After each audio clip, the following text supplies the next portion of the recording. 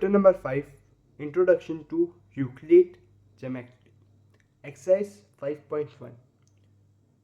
हम 5.1 का हम क्वेश्चन नंबर फर्स्ट करने वाले हैं और उसमें कुल 5 पार्ट है। 5 पार्ट में से फर्स्ट पार्ट क्या कहता है वो देखते हैं। ये ट्रू और फॉल्स बताना है और उसका आंसर भी देना है। तो पहला क्या आंसर है वो देखते हैं। Only one line can pass through a single point.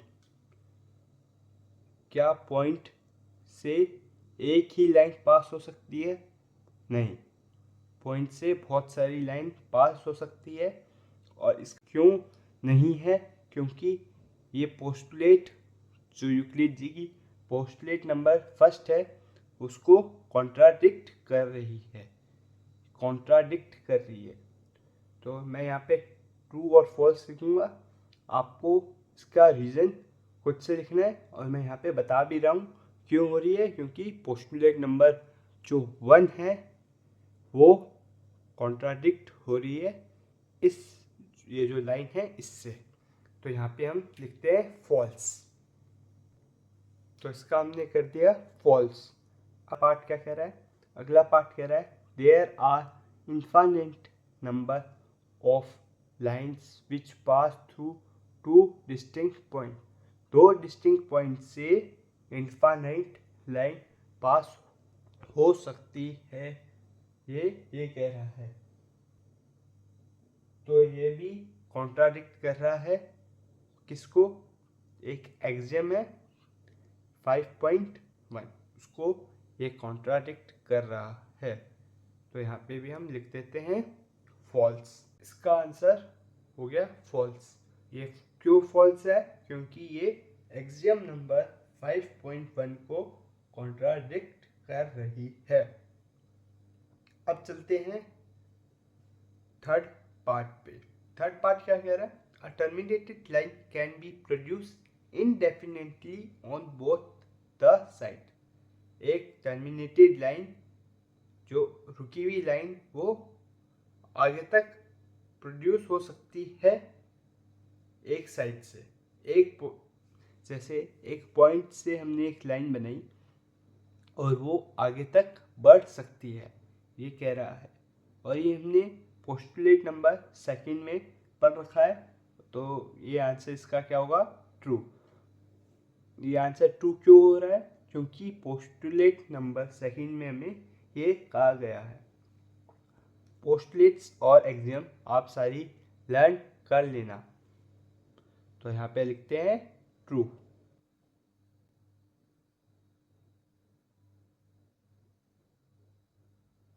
तो ये हमने लिख दिया ट्रू। अब फिफ्थ और फोर्थ जो पार्ट है वो क्या कह रहे हैं वो देखते हैं। तो फोर्थ पार्ट क्या कह रहा है? If two circle are equal then their radii are equal. अगर दो सर्कल इक्वल है फिर उसकी रेडियाई जो रेडियस है उसे हम क्या कह रहे हैं? रेडियाई, वो भी इक्वल है। तो यस, ये इसका भी आंसर हमारा ट्रू होगा। तो हम इधर लिख देते हैं ट्रू। अब ये ट्रू क्यों होगा इसको भी हम एक्सप्लेन करते हैं। तो इसका आंसर है जो रीजन है, जैसे इसमें क्या रखा है if two circle are equal. अगर दो सर्कल इक्वल है तो उसकी रेडियाई तो ऑब्वियसली यार इक्वल ही होगी ना। अगर दो सर्कल इक्वल लेंथ के हैं तो उसकी रेडियाई भी इक्वल ही होती है। ये इसमें कोई ताज्जुब वाली बात है नहीं। ये हमने डेफिनेशन में भी पढ़ रखा है और प्लस पोस्टुलेट में भी पढ़ रखा है ये चीज़। और एग्जाम्स में भी हमने ये थोड़ा सा पढ़ रखा है, पूरा नहीं पढ़ रखा लेकिन थोड़ा सा लिटिल बाइट हमने पढ़ रखा है। लेकिन पोस्टुलेट और डिफाइन में हमने पूरा ये पढ़ रखा है। तो अब चलते हैं फिफ्थ और लास्ट पार्ट पे।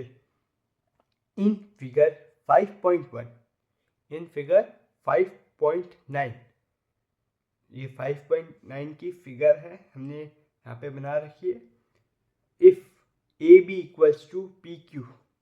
अगर ए बी, ये जो ए बी वाली लाइन है वो पी क्यू के इक्वल है और जो पी क्यू की लाइन है वो एक्स वाई के इक्वल है, तो क्या ए बी की लाइन एक्स वाई के इक्वल है?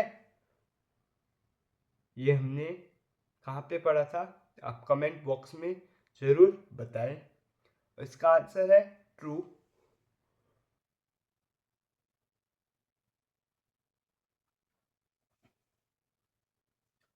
तो आप इसका जो ये हमने कहाँ पढ़ा था इसका आप आंसर कमेंट में बताएं, जिससे हमें पता लगेगा आपको एग्जाम्स अच्छे से याद है कि पोस्टुलेट अच्छे से याद है या फिर दोनों ही अच्छे से याद है।